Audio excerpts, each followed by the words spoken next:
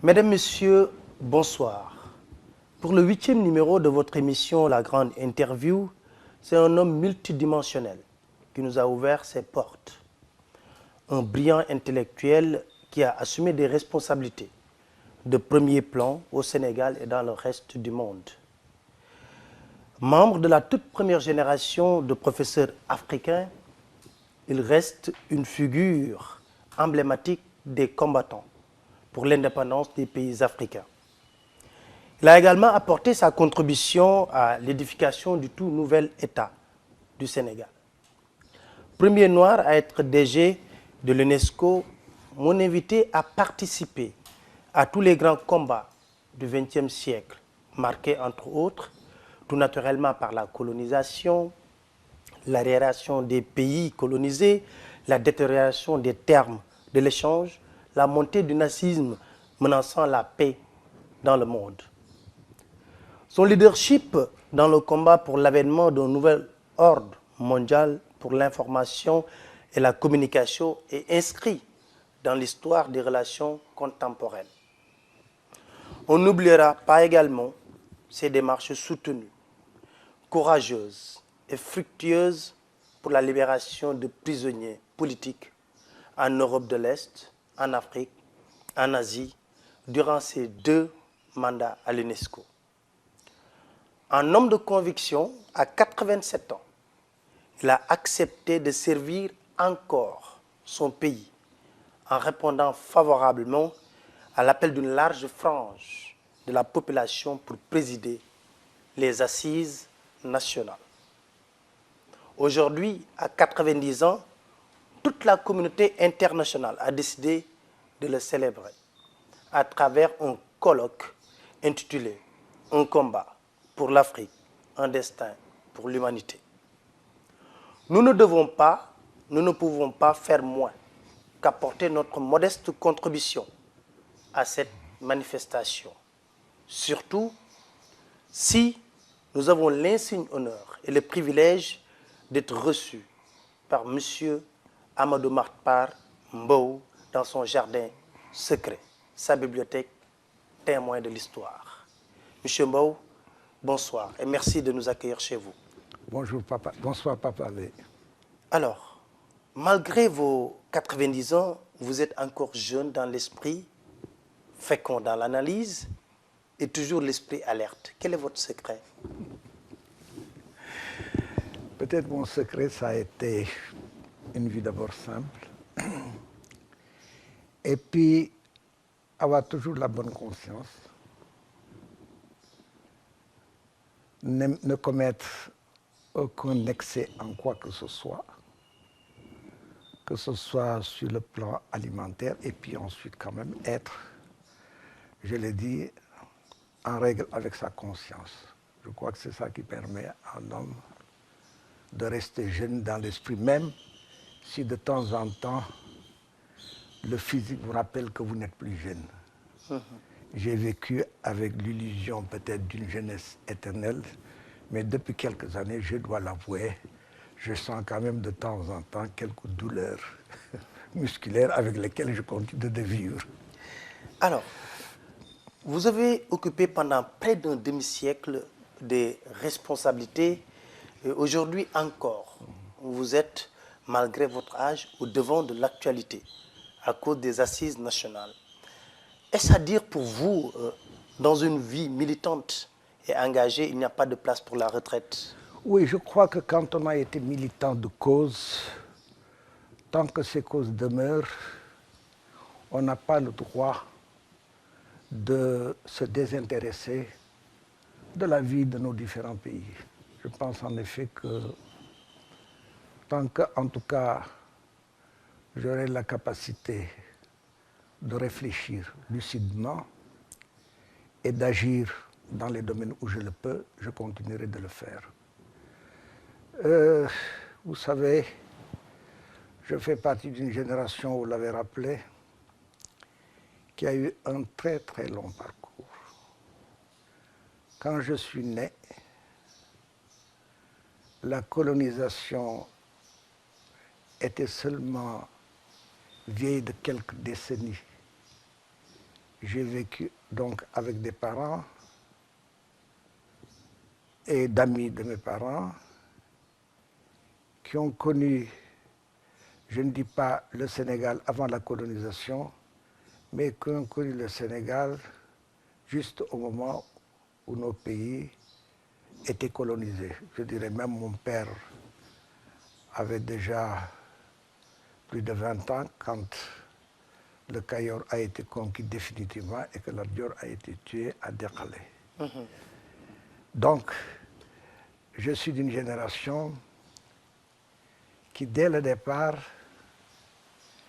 a été enracinée à l'histoire telle qu'elle était avant la colonisation, qui a vécu la colonisation et qui a vécu également tout le processus qui a conduit à l'indépendance.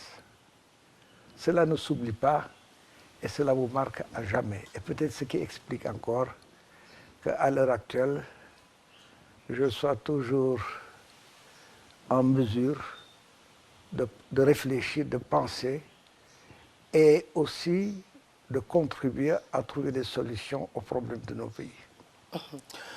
Justement, qu'est-ce que cela vous fait aujourd'hui de voir toute la communauté internationale vous célébrer à travers un colloque dont le thème, un combat pour l'Afrique, un destin pour l'humanité, reste du reste évocateur vu votre parcours? Oui.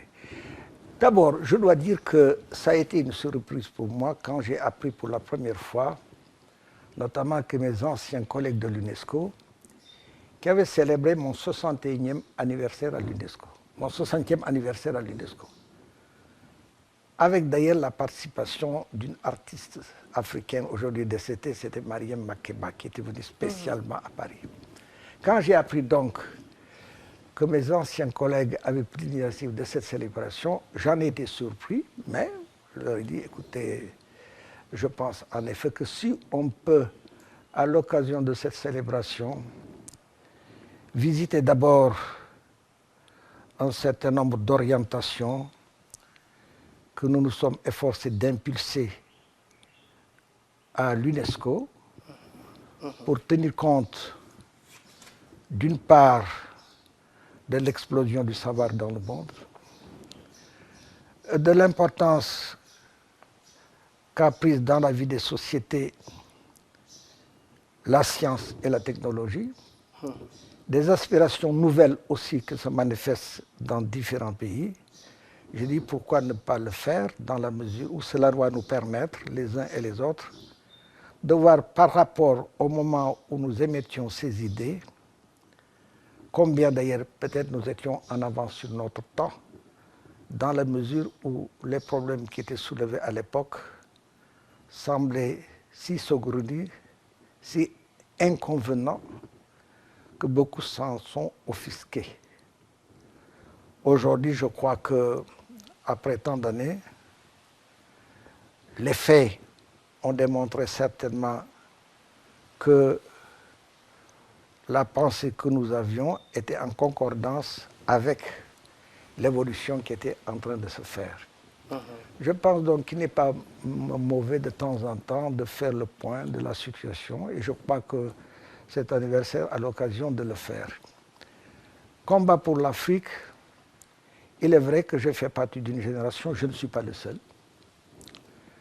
qui a combattu pour l'Afrique de différentes manières et pour des objectifs aussi précis. Le combat, c'était que l'Afrique soit libérée de toute domination coloniale. Le colonialisme, qui correspond à une période de l'histoire, était déjà condamné par l'histoire. Et je crois que de ce point de vue-là, la Deuxième Guerre mondiale a joué un rôle important. Parce que les pays colonisateurs ont connu eux-mêmes une forme de colonisation avec l'occupation nazie en Europe. Et nous avons participé, nous les Africains, à la libération de ces pays, de cette domination et de cette occupation. Dès l'instant donc que les Nations Unies étaient également créées pour donner une autre orientation au rapport entre les différents peuples et les différentes sociétés, la colonisation devenait caduque. Et d'ailleurs, les colonisateurs l'ont compris eux-mêmes, qui se sont efforcés de trouver des solutions qui leur permettent certainement de préserver certaines de leurs intérêts anciens tout en décolonisation. Ce qui pose d'ailleurs toute la problématique de la décolonisation et les conséquences qui en ont résulté et qui expliquent sans doute une grande partie de la situation actuelle de nos pays. Est-ce que donc on peut dire que ce colloque pour vous est la reconnaissance d'un combat d'un homme ou bien de toute une génération? Oui, je crois que c'est le combat d'ailleurs de toute une génération et c'est le combat aussi en ce qui concerne l'UNESCO de mes collègues et moi-même, combat qui était nécessité par le besoin d'accorder les actions de l'organisation aux prescriptions de la convention qui a créé l'UNESCO. Quand l'UNESCO a été créée, l'Afrique était entièrement colonisée, si on accepte à l'époque le Libéria et l'Éthiopie qui venait de recouvrer son indépendance. Toute l'Asie était colonisée, même si l'Inde, en grande partie tout au moins, même si l'Inde avait participé à la conférence constitutive de l'UNESCO grâce à l'obligeance des Britanniques. L'UNESCO, donc, s'était fixé des objectifs, mais ces objectifs ont été fixés sans notre participation, même si ces objectifs étaient dans le sens de nos aspirations et de nos intérêts également nous-mêmes. En tout cas, parce que dans le sens des intérêts du progrès de tous les peuples et dans le sens aussi de l'instauration d'une paix fondée sur la reconnaissance de l'égale dignité de tous les peuples et donc de l'égale dignité de leur culture et de leur civilisation. Donc, je crois que ce colloque va être l'occasion certainement non pas de glorifier un homme, mais sans doute de visiter une pensée, une action dont il n'a pas été le seul protagoniste, mais auquel d'autres également ont participé. Et malheureusement, on ne le sait pas toujours et on a tendance à oublier tous ceux qui ont agi, qui se sont sacrifiés même parfois pour que nos pays deviennent libres et indépendants. Si c'est l'occasion, je voudrais que ce soit également l'occasion de leur rendre hommage et de rendre hommage au travail qu'ils ont accompli. Alors, militant actif du PRA Sénégal, parti du regroupement africain, vous vous êtes illustré, comme vous l'avez rappelé tout à l'heure, dans le combat pour l'indépendance. Alors, et la constitution de l'État du Sénégal, tout naturellement. Qu'est-ce qui a déterminé chez l'homme un tel engagement? Le besoin de justice d'abord. Je pense en effet que nous avons vécu des injustices très grandes du temps de la colonisation, comme nous avons vécu également des injustices avant.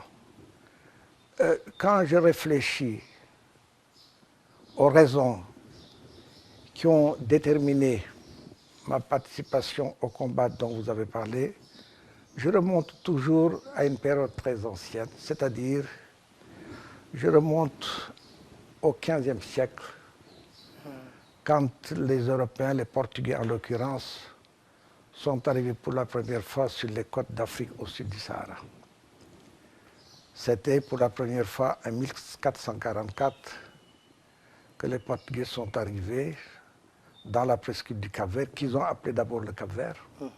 Pourquoi? Parce qu'ils avaient traversé les côtes mauritaniennes qui étaient arides.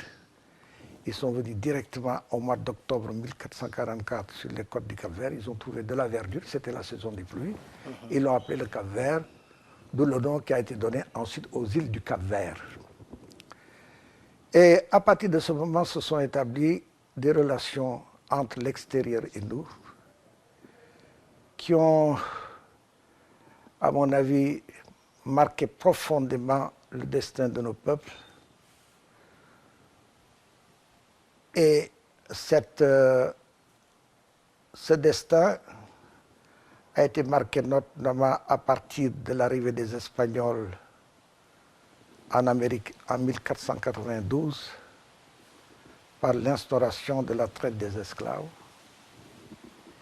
qui a non seulement interrompu le processus d'évolution normale de l'Afrique, parce que l'Afrique, beaucoup de pays africains en étaient au même niveau que les pays européens, sauf que, évidemment,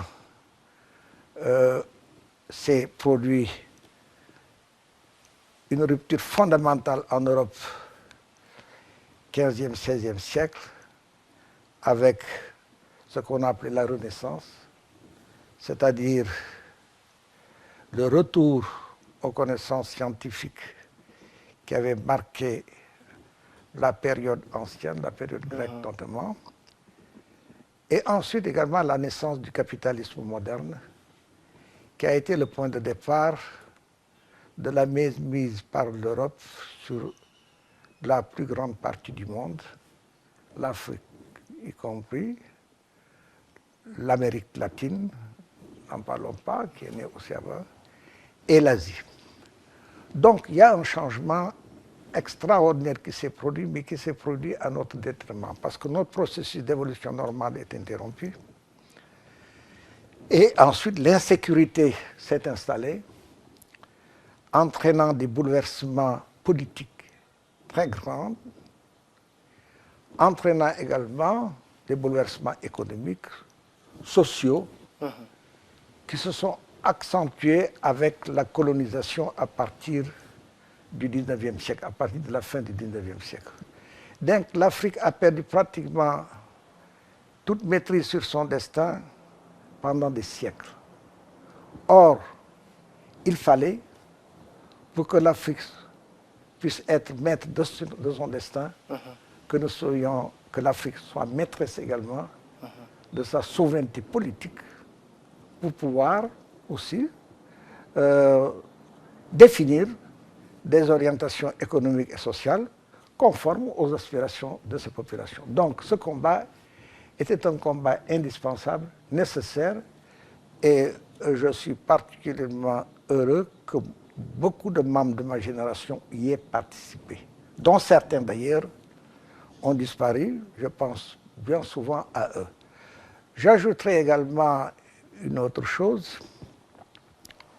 c'est que ce combat politique n'avait pas que pour objectif la conquête du pouvoir politique. La conquête du pouvoir politique était un préalable, mais pour nous, ce pouvoir devait nous donner les moyens de nous réapproprier nos ressources matérielles, de les utiliser en fonction des aspirations et des intérêts de nos peuples.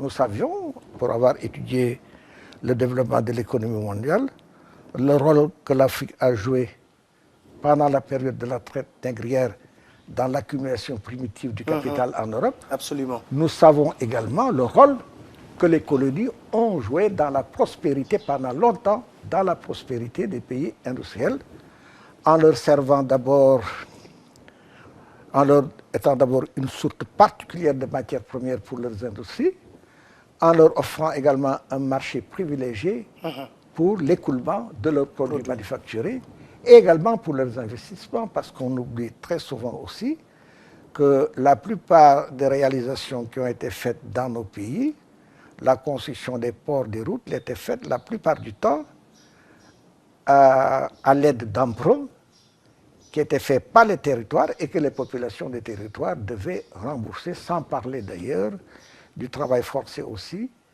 qui a fait en définitive que la plupart des infrastructures étaient donc l'œuvre gratuite, si je puis dire, de population de nos pays. Est-ce qu'aujourd'hui, avec le recul, vous n'avez pas un sentiment d'échec ou de trahison du combat qui a été mené pour l'indépendance? Je ne dirais pas échec ou trahison, mais je dis en tout cas que l'indépendance n'a pas été comme on l'a souhaité nous-mêmes. Au moment des indépendances, nos pays ont conclu la plupart du temps des accords qui n'apportaient aucune rupture par rapport à l'état de fait précédent ancien.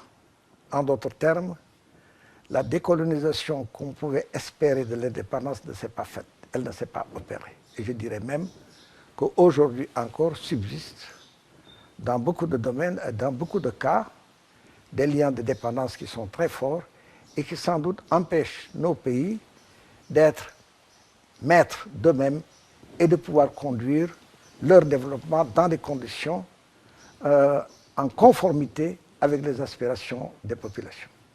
Donc pour moi, le problème de l'indépendance demeure encore un problème dans beaucoup de pays de l'Afrique au sud du Sahara. Et qu'est-ce qui est à l'origine de ça? L'origine de ça, je crois que... C'est les hommes qui ont propulsé cette D'abord, indépendance? à mon avis, il y a des facteurs objectifs et il y a d'autres facteurs. Les facteurs objectifs, je dirais, c'est que l'état de développement matériel dans lequel nous nous trouvions était tel que les gens qui ont fait l'indépendance ont pensé peut-être qu'il fallait continuer le système ancien et que ce système ancien leur permettrait en tout cas des réalisations peut-être des progrès. Malheureusement, ça n'a pas été le cas. Il y a maintenant des facteurs subjectifs. Ce que je dis subjectif, c'est qu'il y a quand même chez nos dirigeants une sorte d'aliénation intellectuelle, une sorte d'aliénation mentale, de telle sorte que certains d'entre eux n'ont jamais pu penser les problèmes de leur pays en fonction de leur pays, mais ils les ont toujours pensés en fonction de l'extérieur. Or, on ne résout pas les problèmes d'un pays si on ne pense pas ces problèmes-là dans les réalités des pays, si on n'analyse pas toutes les contraintes qui pèsent sur le pays et toutes les contradictions qu'il faut en définitive lever. Cela ne s'adresse pas à tous les dirigeants, parce que parmi les premiers dirigeants quand même, il y a une génération de gens qui étaient déterminés à le faire, je ne les citerai pas. Je crois que parfois c'est la première génération, parfois c'est à partir de la deuxième génération, avec les coups d'État militaires qui se sont succédés, qui ont la plupart du temps été suscités de l'extérieur et qui ont installé au pouvoir des gens qui n'avaient pas parfois l'envergure politique, intellectuelle nécessaire pour changer les choses de façon approfondie. Alors, est-ce qu'aujourd'hui toujours c'est le cas? C'est le cas encore plus ou moins dans certains pays. C'est le cas encore dans certains pays. Quand on parle d'indépendance, ce n'est pas seulement économique ou politique, c'est aussi culturel. Est-ce qu'on a donné à la culture sa place réelle dans ce combat? L'indépendance, vous avez raison, l'indépendance c'est d'abord dans la tête. Et ce qui est dans la tête, c'est la culture. C'est le système de valeurs, vos convictions, vos pensées, c'est dans la tête et dans le cœur également.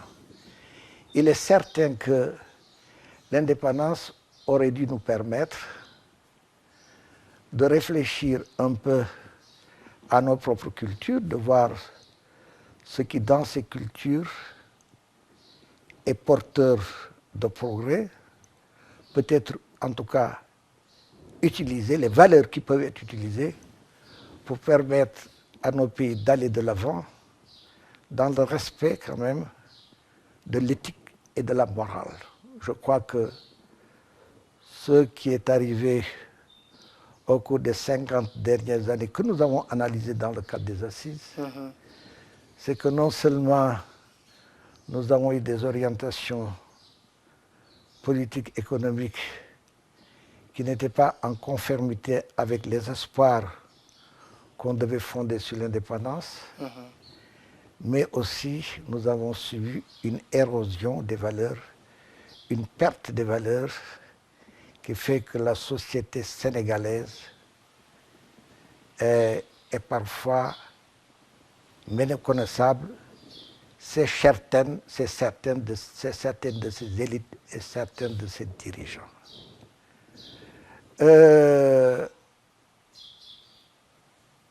La perte de l'éthique conduit à tout. On se permet tout. Il n'y a plus de morale.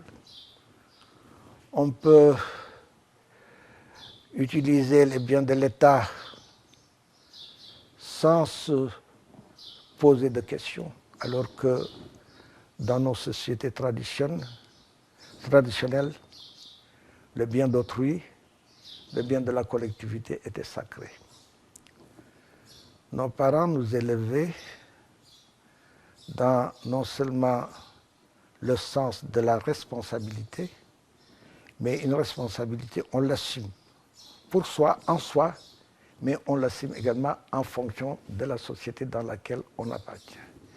Ils nous avaient également élevés dans le sens de la solidarité, qui veut dire qu'on appartenait à une communauté et on vivait avec la communauté dans son malheur comme dans son bonheur. Et on ne faisait rien qui puisse contribuer au malheur de la société. Or, aujourd'hui, malheureusement, il y a beaucoup de faits qui montrent que le malheur des autres n'intéresse pas, la plupart du temps, ceux qui assument les responsabilités vis-à-vis du peuple, vis-à-vis du peuple lui-même, vis-à-vis des autres. Donc, cela existe. Donc, je pense que, pour en revenir à vos questions, notre génération n'a pas pu rester indifférente à l'évolution. Rester chez soi, parce qu'on a les moyens de vivre, pendant que de nombreux jeunes, ce n'était pas notre cas dans notre jeunesse, après avoir fait de brillantes études, cherchent du travail, sont en chômage. Ceux qui n'ont pas fait des études brillantes aussi ont le droit de travailler comme les autres. Pendant que la pauvreté continue de gangréner des secteurs entiers de nos populations. Nous pensions, en luttant pour l'indépendance, que le fait d'accéder à la souveraineté nationale, le fait de détenir les rênes politiques, nous permettrait d'œuvrer de telle sorte que la pauvreté soit bannie à jamais. Je ne dis pas que tout le monde soit riche, parce que tout le monde ne peut peut-être pas riche, mais qu'au moins les populations jouissent du minimum de bien-être qui est attaché à la vie humaine. La nourriture, le logement, la santé, l'éducation. Aujourd'hui, donc, vous devez être triste de voir la situation. Je sais que des progrès ont été accomplis, mais je suis triste. Je suis triste parce que je sais que nous avions les moyens de faire mieux que nous n'avons fait. Et malheureusement, la plupart du temps, nous prenons nos slogans pour des réalités. Croire, par exemple, qu'il n'y a plus de pauvreté au Sénégal, c'est ignorer la réalité profonde du Sénégal, c'est-à-dire la façon dont vivent les Sénégalais, les 50% à peu près de Sénégalais qu'on dit vivre en dessous du seuil de pauvreté. C'est ignorer aussi tous ces malades, toutes ces femmes qui ont des enfants malades, qui parcourent Dakar avec leur ordonnance pour demander de l'aide parce qu'ils n'ont pas accès aux soins de santé. Je ne parlerai pas de l'éducation que je connais peut-être mieux que d'autres et plus que d'autres secteurs. Je suis atterré de voir comment la qualité de notre éducation a beaucoup baissé et comment les jeunes n'ont plus la plupart du temps éduqué avec le sens civique et le sens moral qui sont indispensables à toute vie de société. Ce ne sont pas eux qui ont tort, ce sont ceux qui ne les ont pas éduqués et qui devraient les éduquer, qui ont certainement tort de ce point de vue-là. Donc tout ça, évidemment, me navre, me fait de la peine, mais je ne désespère pas. J'ai très confiance en l'avenir de notre pays. J'ai très confiance également en la jeunesse parce que s'il y a aussi parmi les jeunes quelques-uns peut-être qui n'ont pas tout à fait le sens civique moral, il y a beaucoup de jeunes qui l'ont et j'en reçois pas mal et je m'aperçois que beaucoup d'entre eux sont animés de sentiments, veulent servir leur pays, prennent des risques pour ça.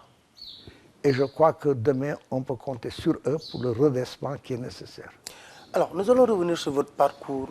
Dans quelles circonstances êtes-vous devenu le premier DG noir de l'UNESCO? D'abord, mes rapports avec l'UNESCO commencent en 1953. J'étais professeur au collège de Rossé en Mauritanie. L'inspecteur d'académie du Sénégal et de la Mauritanie vient un jour à Rosso me voir. Il me dit, on vient de créer à l'inspection d'académie un nouveau service qui s'appelle le service d'éducation de base. On vous propose la direction de ce service. Il m'explique que c'est à partir d'ailleurs d'un projet qui a été conçu par l'UNESCO quelques années plus tôt que la France s'est engagée à créer un service d'éducation de base. Nous sommes colonisés par la France. Après avoir discuté avec lui, j'ai accepté. Et c'est ainsi que j'ai quitté Rosso en pleine année scolaire d'ailleurs. On a amené un remplaçant et je suis venu à Saint-Louis créer le service de l'éducation de base. Et j'ai cru devoir, quand je m'engage dans quoi que ce soit, j'essaie toujours d'avoir des informations qui puissent élargir mon horizon, ou en tout cas qui puissent me permettre de mieux maîtriser les problèmes liés à ce à quoi je m'engage. Donc, pendant les vacances de 1953, j'étais fonctionnaire de l'éducation nationale française, obligé de passer mes vacances en France. À l'époque, c'était ça. J'ai démissionné après l'indépendance, évidemment, de ces cadres. Je suis allé donc à Paris et j'ai pris des contacts avec l'UNESCO pour savoir exactement dans quelle intention le directeur général de l'UNESCO qui avait lancé l'idée de l'éducation base l'avait fait et quels sont les objectifs, les idées qu'ils avaient eux-mêmes, comment ils voyaient l'éducation de base. Je dois dire que je n'ai pas d'expérience, je dois créer un service, définir les modalités d'action, définir même les principes pédagogiques, etc.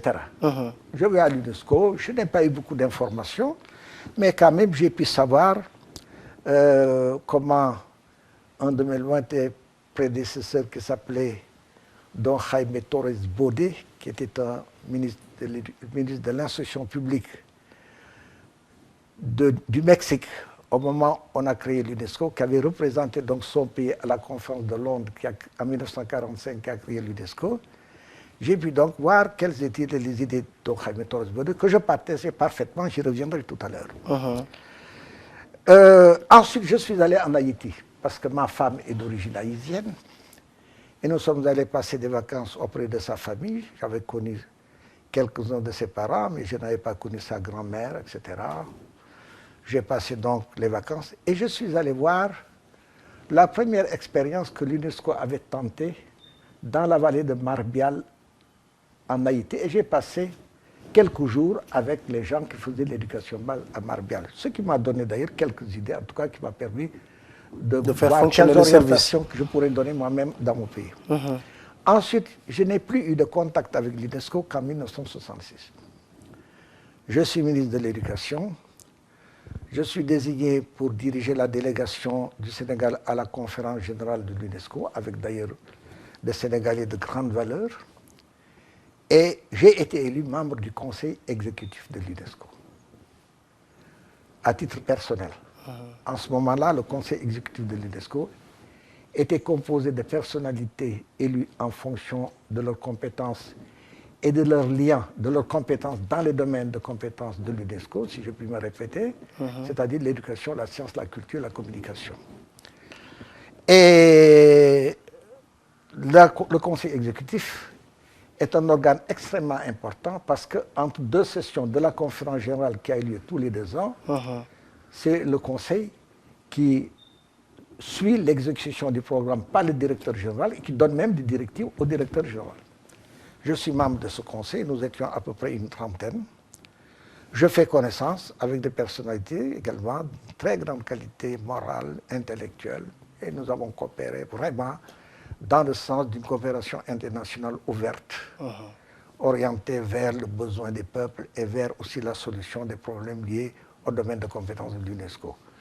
Et je suis élu président. 2 ans plus tard, je suis élu président de la commission des relations extérieures et du programme du Conseil exécutif. C'est la commission qui préparait les décisions du Conseil dans différents domaines, sur différentes questions. C'est la confiance de mes... J'avais d'ailleurs refusé quand on me demandait, quand on voulait m'élire, je lui ai dit, écoutez, je suis ministre dans mon pays, je cumule déjà des fonctions, ce sera difficile. Ils ont insisté, j'ai accepté. Donc j'avais de très bons rapports avec les membres du Conseil exécutif. Et ce sont les membres du Conseil exécutif qui choisissent le directeur général. Et dans ces conditions qu'ils vous ont choisi? Non, pas du tout. Ça va venir. 4 ans après, je quitte l'UNESCO, je quitte le Conseil exécutif. Et certains de mes collègues m'avaient dit à l'époque, reste au Conseil exécutif parce que nous pensons que tu pourras être élu directeur général dans 4 ans. J'ai dit non, je quitte le Conseil parce que mon prédécesseur m'avait proposé un poste de sous-directeur général chargé de l'éducation parce qu'il y avait une crise au sein du secteur de l'éducation. Et j'ai pensé que je devais accepter ce poste. Et je l'ai accepté. Et je suis resté sous-directeur général de l'éducation pendant 4 ans. Je ne dirai pas tout ce qu'on a fait dans le secteur de l'éducation. Toujours est-il que,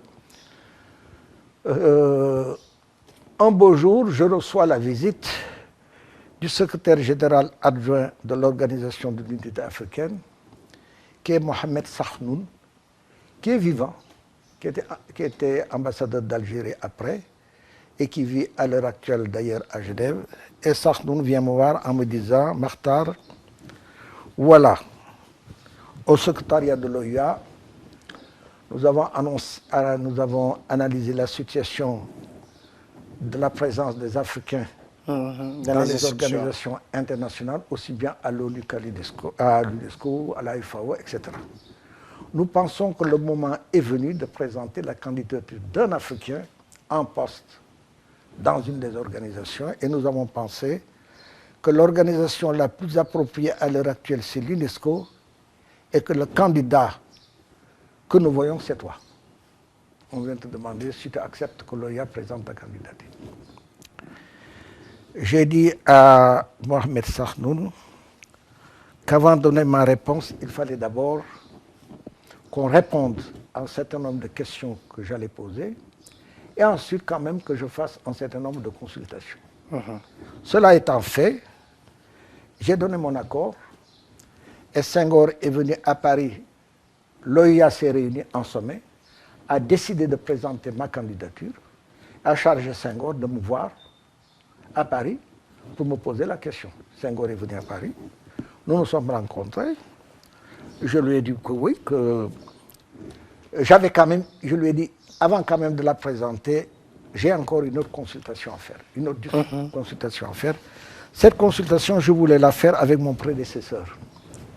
Je n'aime pas les situations ambiguës et je n'aime pas également les coups tordus.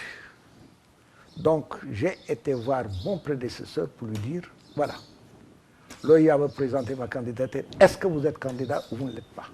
Je lui ai dit carrément. Il m'a dit, non, non, non, non, je ne suis pas candidat, je m'en vais. Alors j'ai dit, d'accord. Il m'a dit d'ailleurs lui-même, il m'a dit de sa bouche, vous savez, c'est le tour du tiers-monde et vous êtes le mieux placé dans le tiers-monde pour occuper ce poste. Effectivement, j'ai été élu à l'unanimité des États membres. Ma candidature a été présentée par tout le monde. J'ai été élu aussi bien pour le tiers-monde que pour les pays industriels. Et mon mandat de 6 ans a été renouvelé ensuite pour 7 ans, en 1980, à l'unanimité. Alors, à la tête de l'UNESCO, l'opinion internationale retient le vaillant combat que vous avez mené pour une nouvelle ordre mondial de l'information et de la communication. Alors, qu'est-ce qui justifie en ce moment ce combat? Voilà. Quand je suis devenu directeur général de l'UNESCO, l'UNESCO avait certainement des orientations qui étaient conformes à la situation de l'époque et compte tenu de son mandat. Mais il m'a paru essentiel de recentrer les activités de l'organisation en réfléchissant, d'ailleurs à la demande du Conseil, à la demande de la Conférence générale de l'UNESCO, en réfléchissant sur l'ensemble de la problématique mondiale liée au domaine de compétences de l'UNESCO. C'est-à-dire essayer de voir ce monde comment il est, comment il a évolué, quels sont les problèmes fondamentaux qui se posent à l'ensemble des membres de la communauté internationale, aussi bien sur le problème économique, sur le problème social, je dirais même parfois sur le problème politique, étant donné que la politique, l'économie et le social sont liés au domaine de compétences de l'UNESCO, qui sont l'éducation, la science, la culture et la communication. Dès lors, des problèmes importants ont émergé et j'ai proposé un certain nombre d'orientations nouvelles en tenant compte de cette problématique globale, mais appliquée aux compétences de l'UNESCO. D'abord, en ce qui concerne l'éducation, je peux dire, quand même nous sommes arrivés avant la fin du XXe siècle à une période où l'explosion du savoir dans le monde entier, où la naissance de nouvelles technologies qui concourent de façon générale à l'éducation, où aussi le problème de l'obsolescence du savoir et la nécessité d'une formation permanente se pose, c'est-à-dire d'un recyclage permanent se pose, aussi la mondialisation et l'uniformisation que la mondialisation entraîne pose les problèmes de la diversité culturelle, le problème de la sauvegarde de l'identité culturelle et le problème même de la compréhension mutuelle des différents peuples à travers leur culte. Donc j'ai donné de l'importance évidemment à certains problèmes nouveaux de l'éducation, mais au problème de la culture, et quand on parle de problème de la culture, ça vous amène directement à la communication. À l'information. À l'information, à la communication. Et là aussi, j'ai fait une analyse. J'ai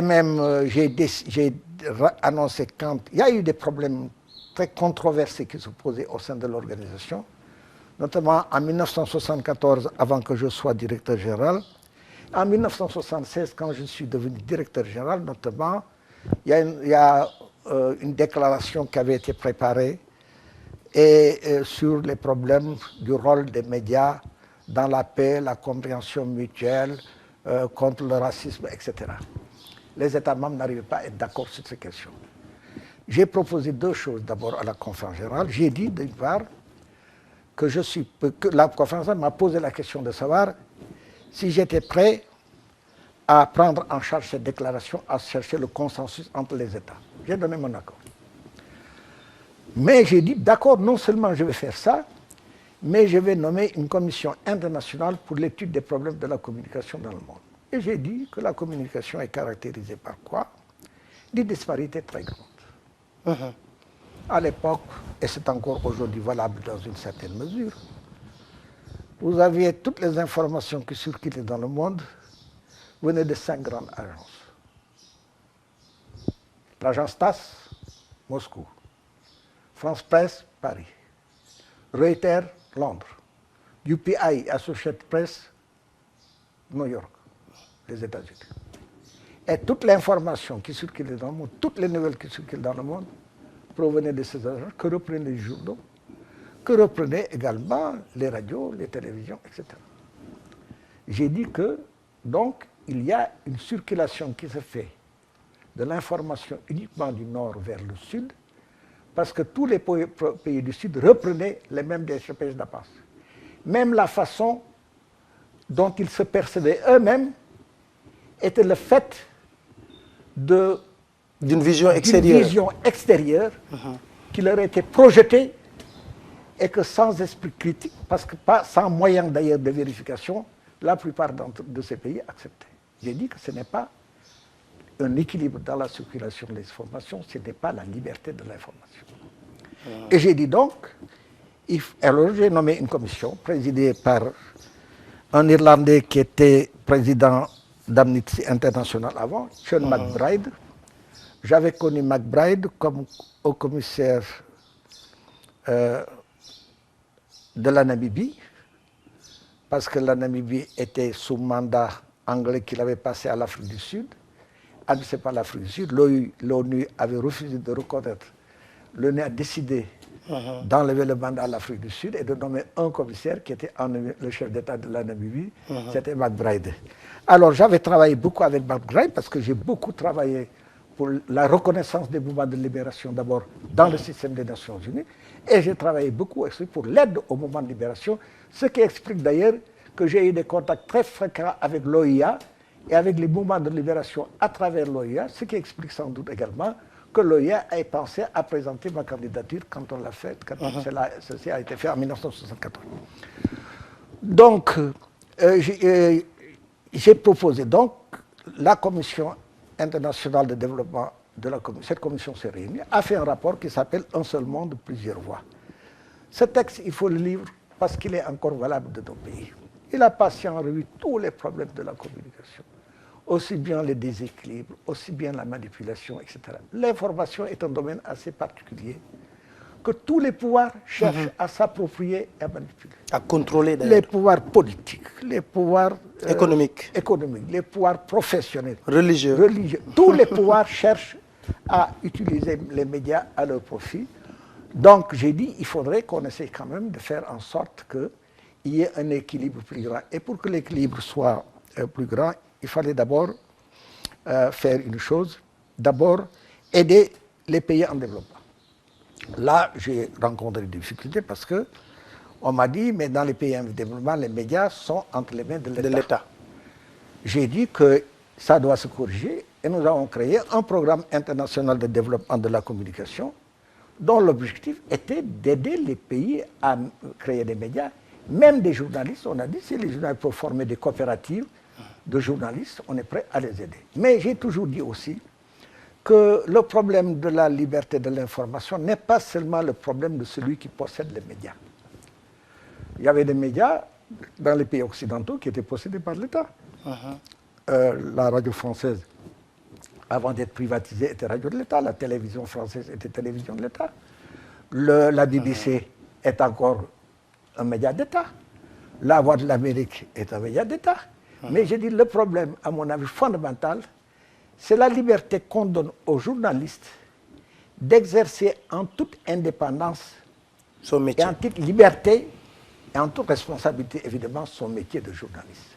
Or, beaucoup de journalistes m'avaient informé du fait que quand ils envoyaient des dépêches, surtout des journalistes qui étaient en poste dans les pays en développement, qui suivaient donc les travaux de l'UNESCO, qui donc parfois étaient présents à mes déplacements et tout. Quand je lui disais, mais la dépêche venue de votre agence dit ceci, mais ce n'est pas ça, vous le savez, vous étiez là. Ils me disent, monsieur Mbow, nous avons envoyé une dépêche pour dire comment les choses se sont passées, ça a été modifié au siège. Il y a donc dans les sièges des agences des gens qui modifiaient les dépêches. Il y a également le fait que les patrons de presse, la plupart du temps, parfois en tout cas, suivant des intérêts bien déterminés, oui, ne veulent pas publier ce que les journalistes pensent ou ce que les journalistes disent. Voilà, à mon avis, un problème fondamental. D'où d'ailleurs l'idée de faire, de travailler en code de déontologie de la presse. Quand on l'a entrepris, oh là là, comment attaquer, M. Mbow veut mettre, veut mettre la presse sous le contrôle des gouvernements, etc. Or, Le code en question, c'était des journalistes que j'avais invités, des associations de journalistes d'ailleurs que j'avais aidé à le faire. Il y avait notamment le président de la Réunion était Perrier Daville. Perrier Daville était un journaliste du Figaro en France, qui était président, je crois, de la Fédération des journalistes. Mais ce sont les patrons de presse de certains pays qui ont tué, parce qu'on les a invités aussi à être présents. Je dis toujours, il faut le faire avec les patrons de presse, comme les journalistes, mais ce sont les patrons de presse qui ont tout tué, parce qu'ils sont partis en refusant de continuer, parce qu'en refusant de laisser la liberté aux journalistes. Voilà, donc, pour en revenir au nouvel ordre, le nouvel ordre donc, a été fait pour corriger non seulement le déséquilibre, mais aussi pour permettre la correction du déséquilibre interne. J'ai dit aux pays en développement, vous ne pouvez pas lutter pour que le déséquilibre entre le nord et le sud soit surmonté si vous-même, vous ne donnez pas la liberté à vos journalistes de créer des journaux et de la liberté. Mais ce combat reste toujours d'actualité. Il est d'actualité. J'ai parlé à l'époque également de la manipulation qu'on a fait à la presse. Ça, je crois que les faits ont montré comment la presse est invitée, comment les médias sont manipulés, je l'ai dit tout à l'heure, par des intérêts divers. On l'a vu à l'occasion de beaucoup de circonstances, même sur le plan des relations internationales. Donc, à mon avis, le combat pour la liberté de la presse et pour une presse libre, indépendance et pour l'équilibre de l'information dans le monde est un combat qui n'est pas encore fini, c'est un combat qui doit se continuer, qui se continue encore. Alors, durant votre séjour aussi au niveau de l'UNESCO, vous avez fait montre d'une forte mobilisation pour la sauvegarde des biens des peuples. Voilà, c'est ça. Et aussi pour les inscriptions au patrimoine de l'humanité. Alors, pourquoi vous avez senti la nécessité de mener un combat? Je vais vous le dire. J'ai dit tout à l'heure que la culture, quand même, ça représente, pour chaque individu et chaque peuple, la source profonde de ses convictions, de ses pensées, même de ses prises de position. Quand vous déterminez par rapport à une situation, vous le faites par rapport à votre culture, c'est-à-dire par rapport à votre éducation, à votre façon de penser, à l'héritage que vous avez reçu, à vos convictions. Absolument. Vous ne le faites pas ex nihilo, vous le faites à partir de tout ça. Or, l'UNESCO, dans son acte constitutif, a indiqué que son rôle était de favoriser la compréhension mutuelle des peuples du monde à travers la connaissance réciproque de leur culture.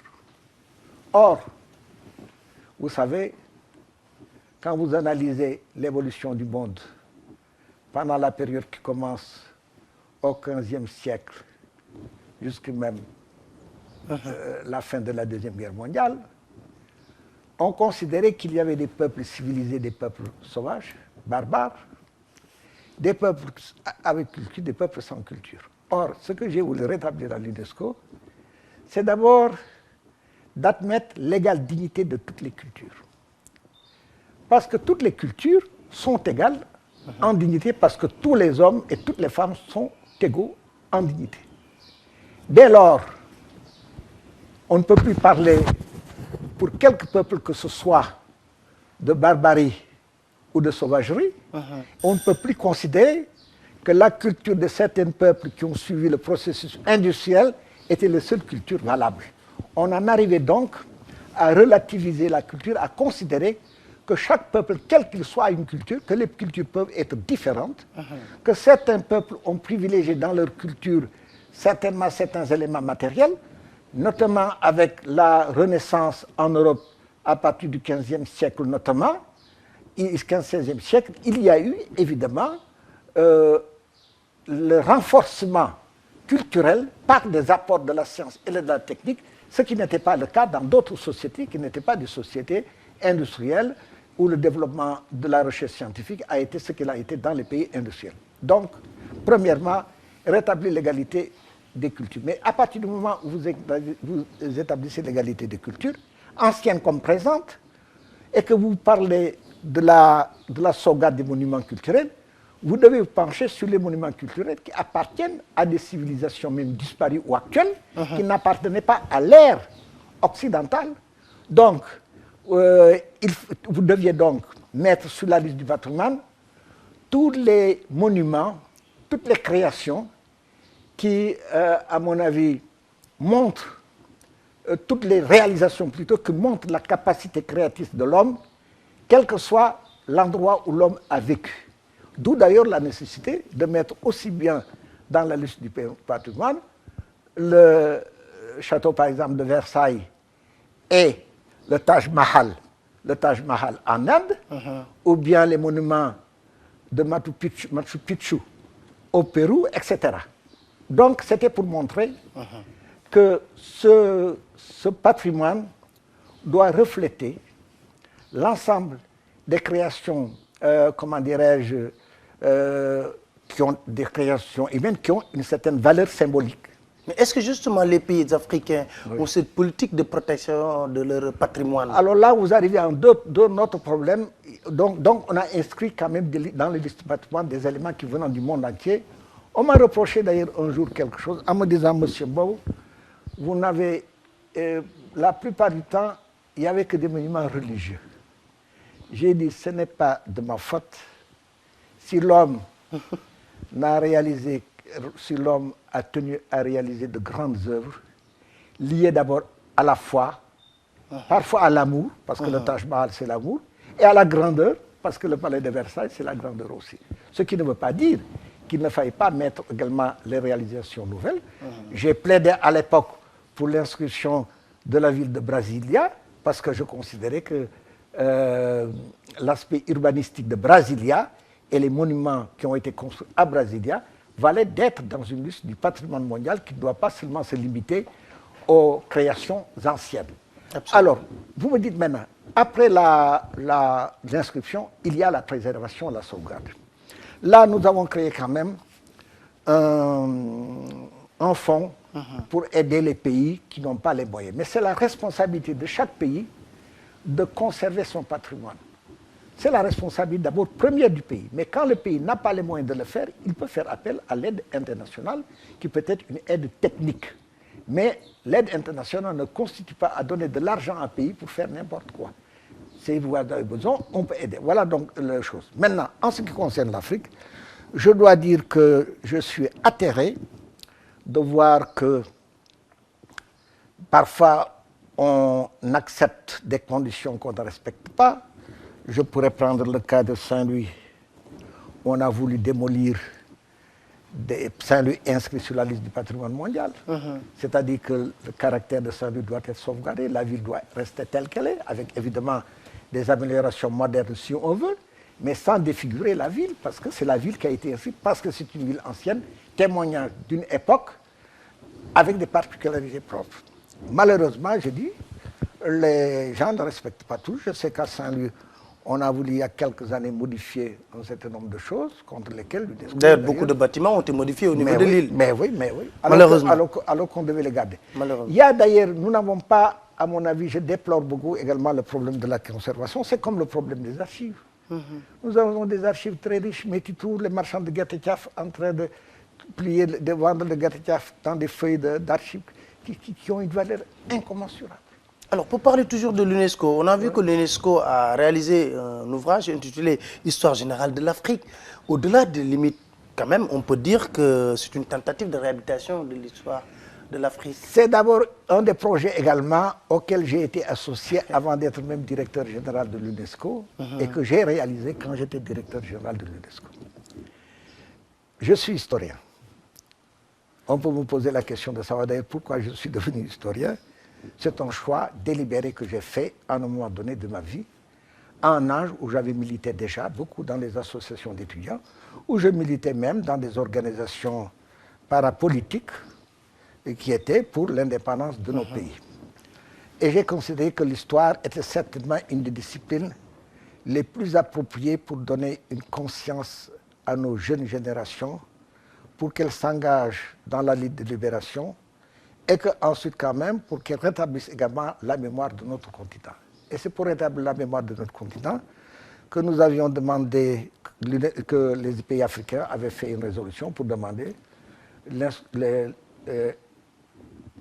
l'écriture, pour demander la nomination d'une commission destinée a écrit une histoire générale d'Afrique qui a été publiée en 12 volumes. Voilà le volume arabe, d'ailleurs, vous le voyez là. Là, vous voyez là, à votre droite, vous avez par exemple la version arabe. Et on a nommé une commission dans laquelle faisaient partie à peu près 2 tiers d'historiens africains, 1 tiers d'historiens de l'Afrique, mais venant d'autres pays du monde, des États-Unis, des pays de l'Europe de l'Ouest, de l'Europe de l'Est, etc. Des Africains maintenant venant de tout le continent. Et on a élaboré cette histoire générale de l'Afrique, la première qui a été écrite, et qui est une histoire de l'Afrique écrite non pas selon la vision coloniale, parce que toutes les histoires de l'Afrique étaient écrites sur la base du fait colonial, c'est-à-dire c'était l'histoire de la colonisation de l'Afrique qu'on nous montrait. La vision extérieure. Extérieure, et non pas la vision intérieure de l'Afrique. Nous avons voulu faire la vision intérieure, et nous avons donné l'histoire de l'Afrique, de la préhistoire, aux indépendances. Alors, aujourd'hui, est-ce que l'Afrique a la possibilité de garder toujours son identité à cause de la mondialisation? Est-ce que c'est possible? Vous savez, une identité, on la garde quand on a la volonté de la garder. La question d'abord est de savoir si les Africains ont la volonté de garder leur identité. Moi, je vous parle, j'ai été évidemment instruit, étudié en France, mais je crois que j'ai gardé pleinement mon identité africaine, je ne l'ai pas perdue. Parce que, d'abord, ça fait partie de ma personnalité propre, mais c'est parce que également, j'ai toujours considéré que chacun doit être ce qu'il est avant d'être ce que l'autre est. On peut être la culture, on peut avoir sa propre culture et comprendre et s'initier à la culture des autres et connaître la culture des autres. Je pense que quand on parle de la culture française, je ne pense pas que beaucoup de Français soient plus cultivés que moi dans la culture française. Mais je ne suis pas de la culture française, je suis de la culture africaine. Et je vis pleinement cette double appartenance. Je la vis pleinement. Tout dépend donc du choix. Moi, je crois que, évidemment, l'Afrique se transforme et devra se transformer. Je ne suis pas du tout de ceux qui disent qu'il faut... Vous êtes optimiste? Je suis très optimiste. D'abord, je ne suis pas de ceux qui sont figés. Je pense que les cultures évoluent en fonction de l'évolution des peuples et que nous avons un grand problème à l'heure actuelle à nous-mêmes, c'est d'intégrer à nos cultures d'abord l'esprit scientifique, c'est d'intégrer à nos cultures les apports de la science et de la technique, mais sans perdre des valeurs que je considère comme des valeurs profondes, nécessaires à la vie, des valeurs sociales, des valeurs humaines, des valeurs spirituelles. Je pense que ces valeurs-là sont indispensables aussi. Alors, M. Mbou, pourquoi vous avez accepté, à 87 ans, de présider les Assises nationales? Vous savez, Papa, quand on est venu me solliciter ici, j'ai reçu d'abord un jour un appel téléphonique. On me dit qu'un groupe de membres de la société civile et de partis politiques souhaitaient me rencontrer. Ma maison, je l'ouvre à tous ceux qui veulent me voir. Je les ai reçus. Je n'avais aucune raison. Et quand ils m'ont dit, voilà, nous sommes venus vous voir pour vous proposer de présider les Assises nationales. Je demande d'ailleurs qu'on m'explique ce qu'ils appellent les Assises nationales. Quand on finit de l'exposer, je leur ai dit, écoutez, je crois que vous deviez prendre quelqu'un de plus jeune que moi, j'ai 87 ans. J'ai beaucoup d'engagement à l'extérieur. Je suis en train d'écrire sur mon expérience de la vie et je voudrais vraiment finir ça avant de quitter ce monde. Ah, ils ont insisté en me disant non. Nous vous demandons vraiment, c'est vous. J'ai dit d'accord, laissez-moi le temps de la réflexion. J'ai fait une liste de questions que je voulais leur poser pour savoir à quoi je m'engageais et à quoi on voulait en venir. Ensuite, j'ai dit que quand j'ai lu les réponses qui ont été données à mes questions, qui me paraissaient satisfaisantes, j'ai dit que je devais faire des consultations. J'ai consulté les membres de ma famille. Vous savez, je vous ai dit tout à l'heure que peut-être ce qui explique encore ce qu'on peut appeler ma jeunesse d'esprit, c'est parce que je veux toujours être, comment dirais-je, en conformité avec ce que la vie en commun exige et la vie en famille exige. J'ai consulté mon épouse, mes enfants. Quand on m'a donné son point de vue, je ne dirais pas quel est le point de vue des uns et des autres. Ensuite, j'ai tenu à consulter les dignitaires religieux de ce pays. J'ai été voir les uns après les autres, dans leur capitale, accompagné d'une délégation, pour leur expliquer ce que étaient les assises et pourquoi j'acceptais de les présider. J'ai eu des encouragements de la part de beaucoup. J'ai également dit que je voulais consulter le président de la République et je suis allé voir le président Wade. J'ai demandé à le rencontrer, il m'a reçu. Quand je lui ai dit, il m'a dit qu'il n'était pas d'accord, lui, il ne participait pas. Je n'ai pas raconté ce que nous nous sommes dit, mais en tout cas, nous voulions que ces assises soient inclusives, c'est-à-dire que l'ensemble des Sénégalais se mettent ensemble, oublier les querelles. Wade m'a dit d'abord que les partis politiques des assises ne le reconnaissaient pas. J'ai dit, moi, je vous reconnais. Et je l'ai déclaré publiquement le jour de l'ouverture des assises. Et je crois que depuis ce jour, personne n'a pu contester l'élection de Wade. Je crois que c'est ça. Alors, je disais donc que je pensais qu'il fallait surmonter toutes les divisions qui existent dans ce pays. Nous sommes un petit pays. Nous nous connaissons tous. Et comme je le dis toujours, on ne peut rien faire au Sénégal sans que quelqu'un d'autre le sache. Nous avons cette habitude de nous confier les uns aux autres. Et tout ce que vous faites, ça finit par se savoir. Je dis donc, pourquoi ne pas nous mettre tous ensemble? Oublier les querelles. Analyser lucidement la situation de notre pays depuis 50 ans et pour voir les raisons pour lesquelles nous en sommes encore là où nous sommes aujourd'hui, c'est-à-dire 50% de pauvreté, que certains nient, mais ce sont les statistiques internationales. C'est la réalité. Le manque de soins de santé pour plusieurs, l'éducation avec tous ses problèmes, le logement, le travail, c'est-à-dire le chômage, comment dirais-je, la crise casamançaise. Non, l'explosion démographique, avec ses conséquences. Tous les enfants qui naissent, qu'il faudra nourrir, loger, habiller, instruire, soigner, donner du travail, éduquer, donner du travail, etc. Je dis, mais oui, également, vous avez dit la crise de Casamance, dont nous nous obsédons particulièrement d'ailleurs, à la suite de la demande des Casamancés eux-mêmes.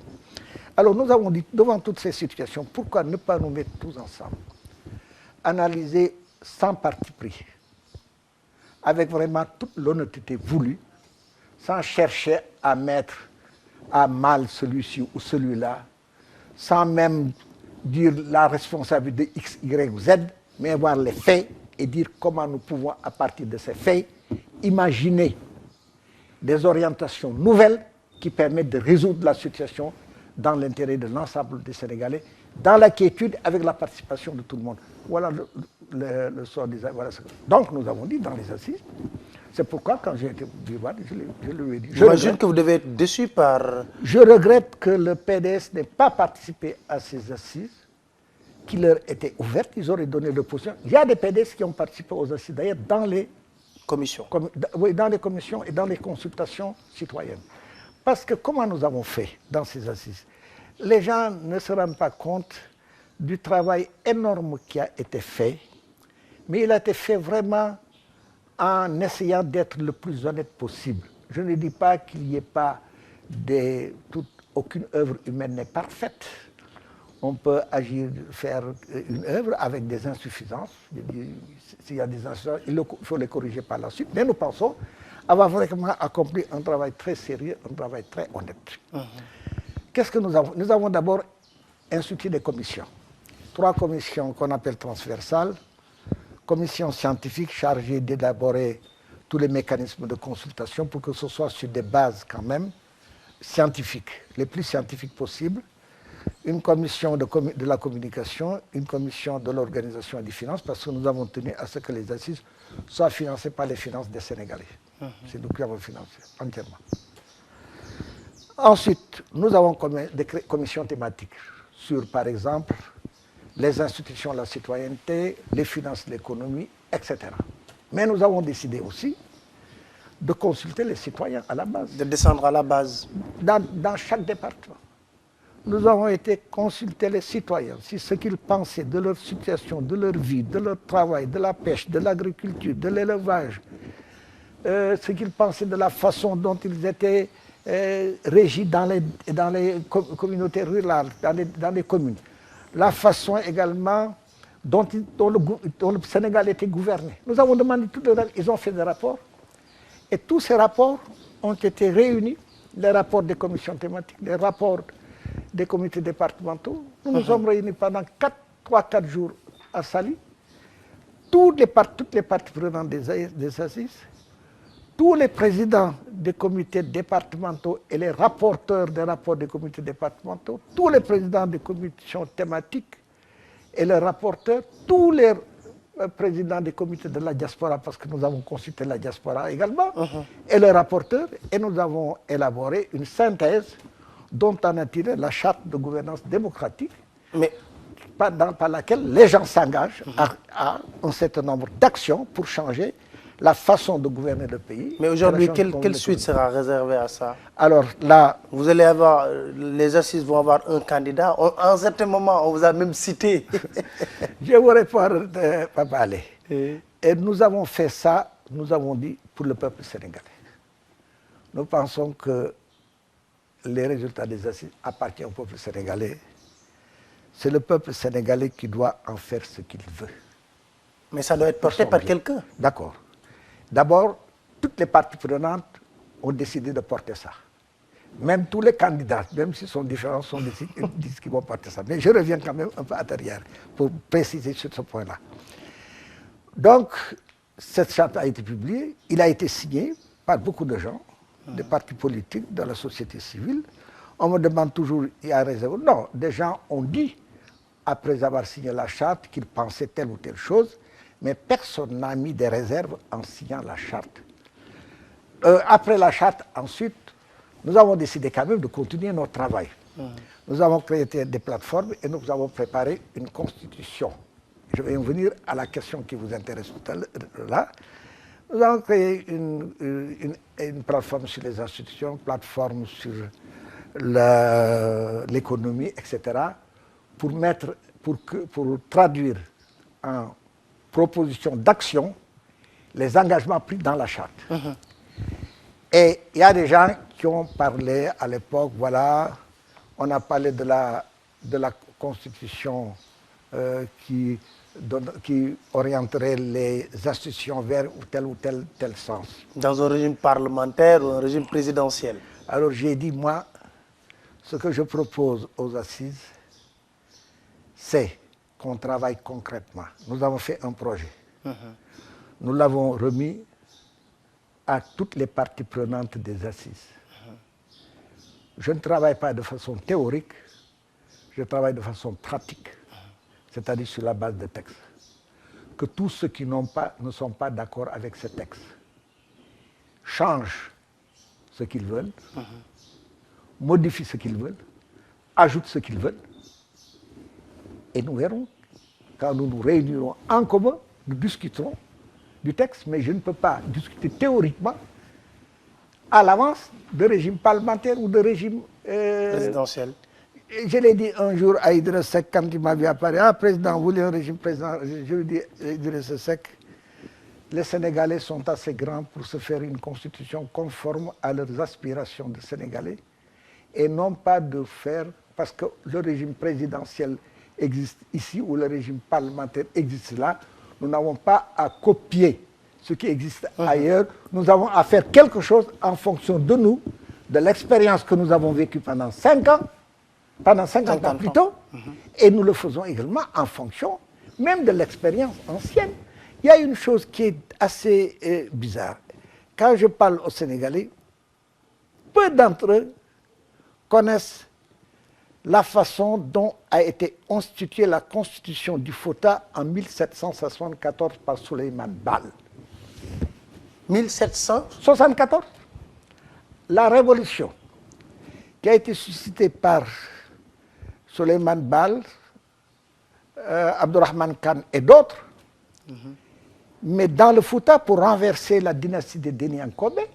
Mais après avoir renversé la dynastie de Deniankobe, ils ont édicté une constitution et créé l'Almamia. L'Almami étant évidemment celui qui est désigné pour diriger la société. Mais j'ai dit, au lieu de se référer à des constitutions de l'Angleterre, de la France, de la Grande-Bretagne, mais il faut se référer à la constitution de Souleymane. Mais aujourd'hui, Président, il faut un candidat au moins pour porter le projet politique. On vous a cité. Alors, moi, je vais vous dire une chose, Papa Allé. Oui. Il y a beaucoup de gens qui sont candidats. C'est normal.